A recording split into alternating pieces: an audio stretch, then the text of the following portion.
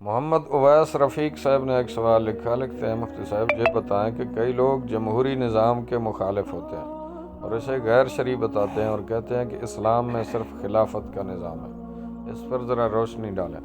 بسم اللہ الرحمن الرحیم۔ الجواب بعون الملک الوہاب، اللہم ہدایت الحق والصواب۔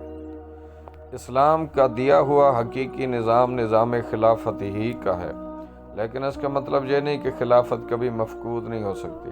اگر امت نسب امام پر قادر نہ ہو تو ان پر الزام نہیں۔ فی زمانہ امت معذور ہونے کے سبب مجبور ہے، لہذا دینی اور دنیاوی امور کو چلانے کے لیے جمہوریت کے نظام کے ذریعے اگر سنی اہل افراد آگے آتے ہیں تو اس میں شرعاً کوئی قباحت نہیں، بلکہ اس کو غیر شرعی کہہ کر لوگوں کو روکنا اور بے دین لوگوں کے لیے بند نہ باندھ کر حکومت سیکولر لوگوں کے حوالے کر دینا عقل مندی نہیں۔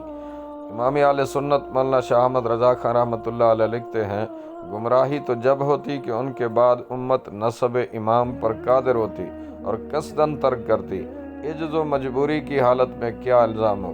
خلفائے عباسیہ کے بعد تمام عالم سے خلافت ضرور مفقود ہے، مگر امت پر الزام نہیں آتا کہ عذر مجبوری موجود ہے۔ فتاوی رضویہ جلد 14 صفحہ نمبر 205۔ واللہ اعلم عز وجل ورسولہ عالم، صلی اللہ علیہ وآلہ وسلم۔